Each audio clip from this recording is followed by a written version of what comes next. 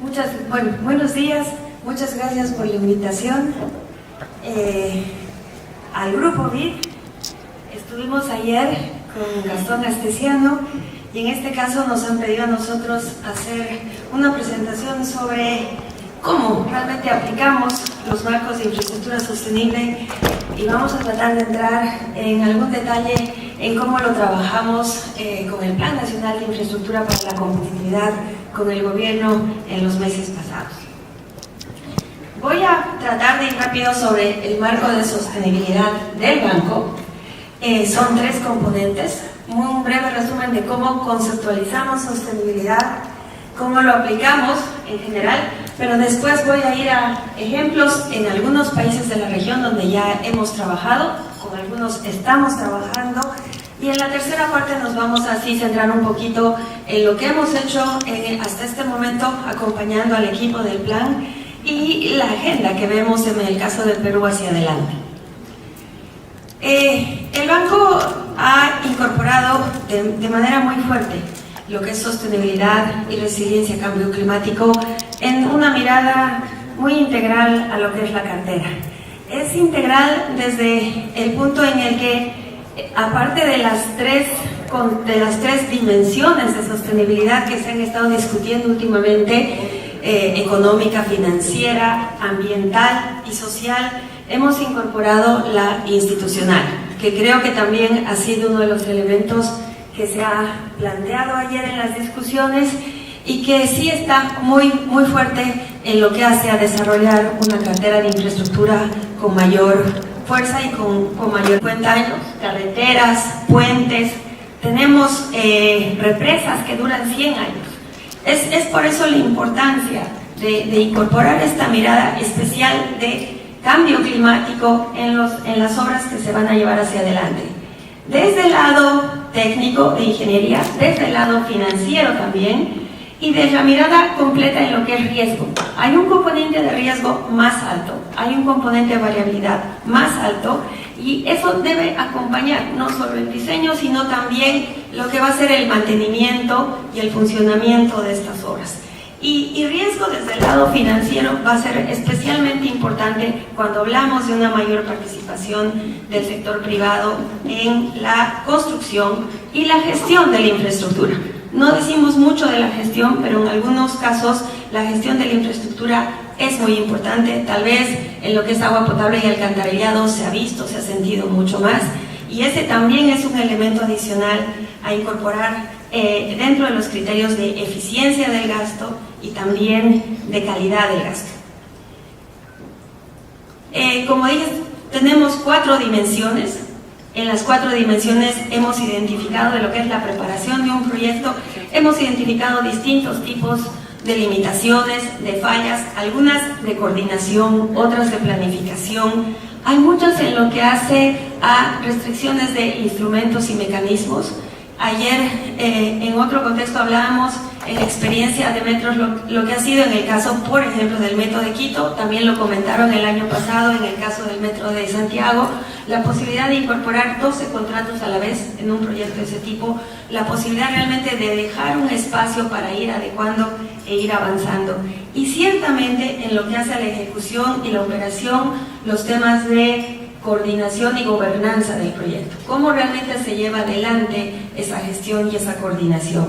Hay un elemento adicional que lo hemos incorporado en esta lámina y que hace a lo que es evaluación ex post, todo lo que es monitoreo y evaluación. En pocos casos se han hecho evaluaciones ex post de proyectos, es importante, es parte de un proceso de aprendizaje desde distintos aspectos. Y es un elemento que además ha permitido y nos permite a nosotros como banco tener más lecciones aprendidas. Tomando en cuenta estas dimensiones y lo que... Acá estamos, perdón. Ok. Tomando en cuenta estas dimensiones y los ciclos del proyecto, sí hay países con los que hemos trabajado específicamente, incorporando criterios, conceptos, instrumentos y metodologías de infraestructura sostenible en la región. Aquí hay algunos ejemplos, tenemos más, pero sí me gustaría mencionar algunos, el caso de México y el caso de Trinidad y Tobago, porque han sido consideraciones con el sector privado. Estamos incorporando instrumentos de scorecard, incorporando riesgo dentro de lo que es estructuración de APPs, riesgo y resiliencia climáticos, incorporando elementos adicionales, inclusive en la estructuración del financiamiento que permiten una comparabilidad dentro de lo que es un mercado, pero también una mejor estructura de financiamiento, y algunos de ellos nos vamos a referir. No solamente estos los hemos hecho desde el lado privado del banco, también desde el lado público, y en el caso nuestro estamos incorporando las dos ventanillas en este trabajo conjunto en infraestructura. En el caso de México, en el caso del proyecto de México, estamos trabajando un scorecard. Es un scorecard, dicho sea la redundancia, que nos permite pasar de las dimensiones a lo que son los conceptos y a los indicadores. Permite calificar, permite otorgarle una calificación de acuerdo a puntajes a lo que son los proyectos desde la preinversión. Es algo que estamos llevando adelante con México.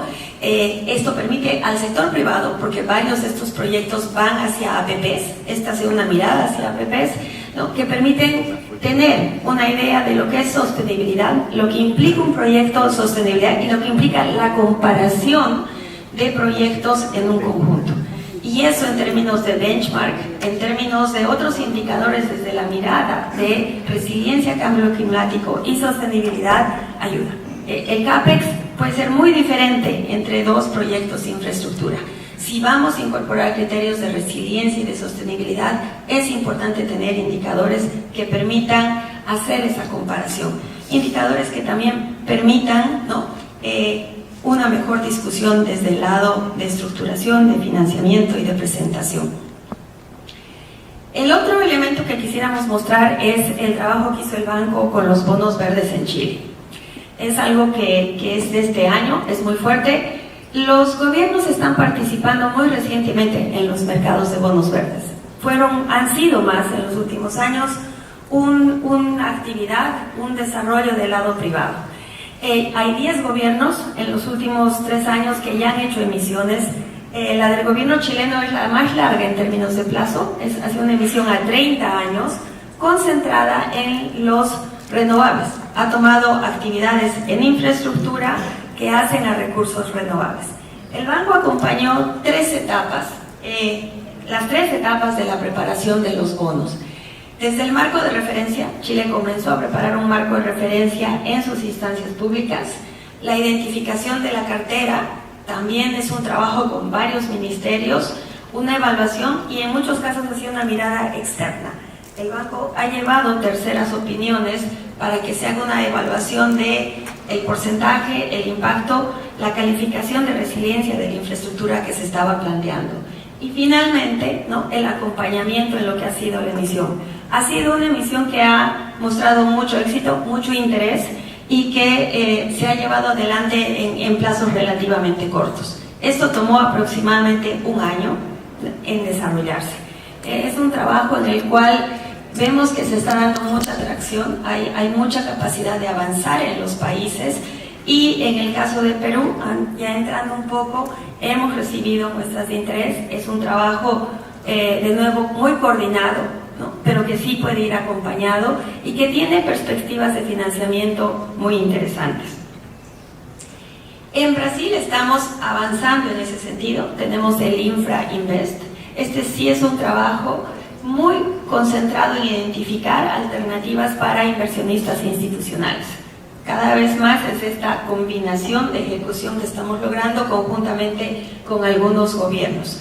Ha habido gobiernos que han avanzado más. En Brasil, de hecho, ya trabajamos un plan con un gobierno regional, pero en este caso es una mirada mucho más privada en desarrollo. Jamaica y Belice, y en esa línea este es un ejemplo un poco más específico. ¿Cómo incorporamos el elemento de resiliencia? Y ahí quiero hacer el énfasis a resiliencia, y por eso estaba presentando el caso de Jamaica y Belice, por el tema costero, ¿no? La infraestructura en Belice ha sufrido, embates lo sufre más fuertemente. Tiene 1.200 kilómetros de costas y era muy importante dentro de lo que era construcción y planes incorporar la mirada de resiliencia, incorporarla en la parte de estructuración del financiamiento de lo que son las APPs. Y ese es un trabajo que se ha dado y que vamos a seguir acompañando en términos ya de los equipos gubernamentales para continuar fortaleciendo su marco de APPs. En términos de Centroamérica, el marco de APPs de Jamaica y Belice era bastante bueno. Y lo que se ha hecho ahora es incorporarle los complementos de resiliencia a cambio climático. Yendo a Perú, nosotros recibimos hace exactamente un año, y no sé si Gabriel todavía está en la concurrencia, Gabriel Dali, una solicitud del Ministerio de poder acompañarles en la elaboración del plan. Para nosotros ha sido una oportunidad muy importante de poder estar desde el inicio en esta mirada de largo plazo que se quiere dar. Es una primera señal. Hay un conjunto de otras señales que tienen que acompañar el plan, pero solo, digamos, ya avanzar en una mirada multisectorial, en una mirada de largo plazo, en indicadores estándares, en comparabilidad, hace mucho a lo que puede ser el desarrollo en los siguientes años. Trabajamos con ellos y con la Universidad del Pacífico en actualizar el análisis de brechas. Era un análisis de brechas que en este caso se ha beneficiado con información primaria desde los sectores. Eso ha sido algo que era necesario actualizar, también homogeneizar y también a ponerle en comparativo. Y ha sido interesante por los resultados que ha dado.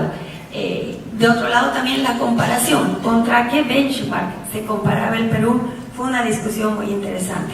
Había temas de mediano plazo, temas de más largo plazo. Hemos visto la necesidad de empezar a discutir indicadores adicionales, especialmente desde lo que puede ser algunos sectores, por ejemplo en algunos sectores sociales. Hemos visto también el grado de desagregación que puede tener un índice de este tipo, pero ciertamente nos permitió lograr una mirada mucho más actualizada y mucho más directa en términos de la información que se tenía. Hemos trabajado muy de cerca con los sectores. Tal vez este es el tema para nosotros más satisfactorio y más interesante. Un plan de infraestructura se prepara, se coordina dentro de un gabinete de ministros, pero la apropiación de los sectores para llevarlo adelante es importante. Entonces, el acompañamiento con los sectores, a preparar la información que tenían, a revisar los inventarios que tenían, ¿no? A poder también lograr esa posibilidad de comparar carteras dentro de lo que fue el trabajo de priorización que se hizo con los equipos del gobierno británico, ha sido un elemento que nos ha permitido estrechar más, la relación y el diálogo con los sectores, identificar conjuntamente con el Ministerio de Economía una agenda de trabajo con los sectores, no solo desde el lado de preparación de proyectos, sino también de lo que es gestión de su infraestructura e información.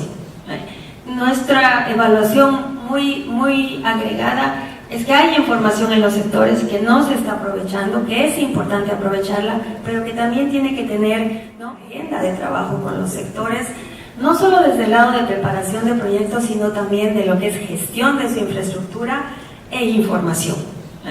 Nuestra evaluación muy agregada es que hay información en los sectores que no se está aprovechando, que es importante aprovecharla, pero que también tiene que tener, ¿no?, una gestión y un trabajo conjunto que va a ser parte de las actividades que tenemos.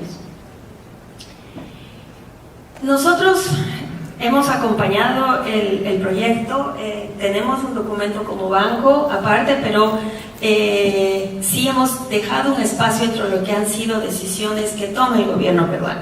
Sin embargo, sí hemos hecho recomendaciones, áreas de trabajo donde avanzar. Y aquí voy a detenerme en dos sectores. Un sector es el de transportes. Tal vez es uno de los sectores que más información tiene y ciertamente uno de los más importantes en la cartera. En planificación, aquí ciertamente se beneficiaría mucho incorporar en la planificación los análisis y los estudios técnicos el tema de resiliencia a cambio climático. Los números que me dieron con respecto al niño costero han sido muy fuertes y muy importantes. Hubo un número en 4 dígitos de afectación de carreteras y de puentes. ¿Por qué? Porque la mirada, y es un ejemplo del sector, la mirada, por ejemplo, a lo que es drenaje pluvial, canaletas, era una mirada que venía de una evaluación que no considera variabilidades muy fuertes en los caudales y flujos de agua. Ese es algo que con resiliencia, con cambio climático sí tenemos que incorporar, y que de hecho se identificaron algunos ejemplos en infraestructura más reciente que sí habían hecho ese cálculo adicional. La mirada en general a lo que es el recurso hídrico y las cuencas tiene que complementarse y debe cambiarse. Y en lo que es costa, ese es un elemento adicional que creemos que sí debe estar entre los prioritarios. En lo que es la metodología de sostenibilidad social, aquí vamos a la descripción conceptual de especialmente reasentamientos. En muchos casos, de acuerdo a norma local y de acuerdo a prácticas que inclusive los multilaterales hemos ido mejorando, se hablaba mucho más de una compensación que de una relocalización. Y en algunos casos se da la compensación, pero sí queda población que puede, por esa razón, en términos de compensación, ¿no?, quedar más vulnerable después, en términos de manejo de sus activos, de los stocks. Dentro del banco nosotros trabajamos mucho más el enfoque de reubicación, relocalización, que funciona, ¿no?, y hemos visto que funciona todavía de manera muy limitada. El efecto de los incentivos en los actores sociales es algo en lo que hay que trabajar. Se da esa aceptación de una relocalización. Hemos trabajado en diseño de maquetas de lo que pueden ser viviendas alternativas, discusión de locales en algunos proyectos, especialmente en áreas carreteras en el Perú, y hay un porcentaje que es bajo, 20-30% de pobladores que sí aceptan esa relocalización, pero nuestras evaluaciones nos están mostrando que eso es mucho más sostenible en términos de la población, que hay que hacer un esfuerzo, tal vez desde mucho más temprano, para realmente poder incorporar esa mirada de sostenibilidad social en los proyectos hacia adelante. Y el tercero es calidad. El tercero es calidad.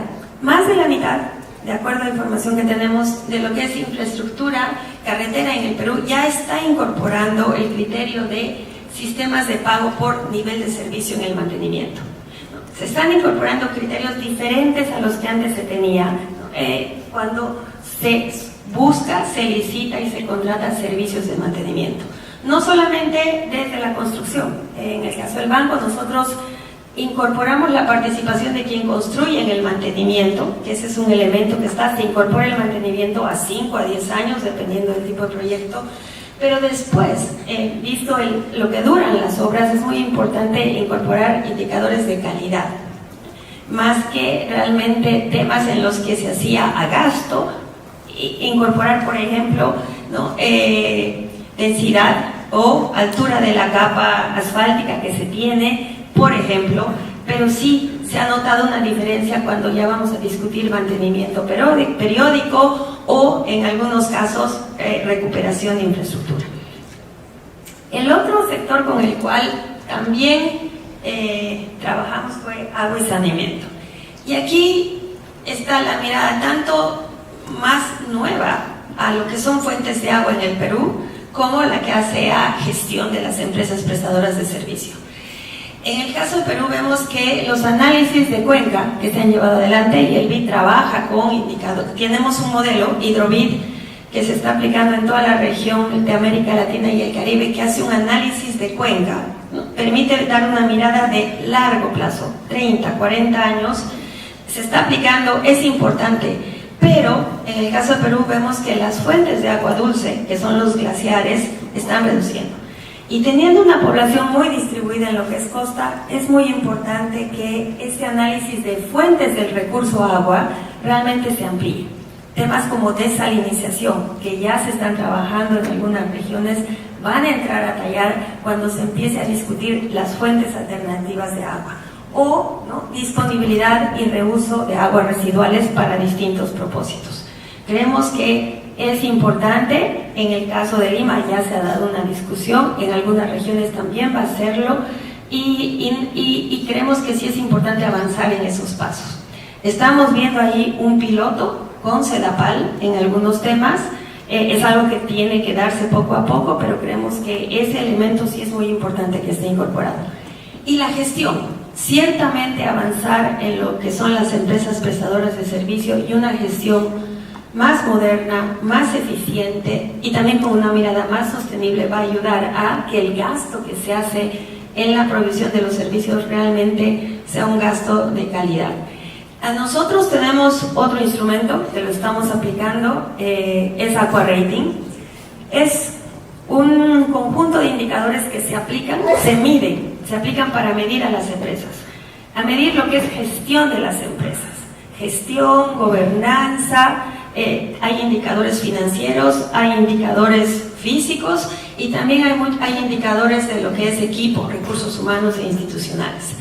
Es importante que haya una línea de base para las prestadoras de servicios. Es importante que se llegue a un acuerdo sobre criterios de cómo las empresas que reciben una infraestructura la van a gestionar. Y también es importante lograr con las empresas, especialmente las más grandes que están llevando adelante esto en el Perú, ¿no? un plan de mejora, un plan realmente de fortalecimiento institucional. En el caso de Aqua Rating también CEDAPAL nos comunicó este año que quiere aplicarlo. Vamos a empezar a aplicarlo y a trabajar con ellos en los resultados de este indicador. Ellos están también trabajando en áreas de manera parcial, pero es bueno tener esa mirada y a partir de esa línea base ir hacia adelante.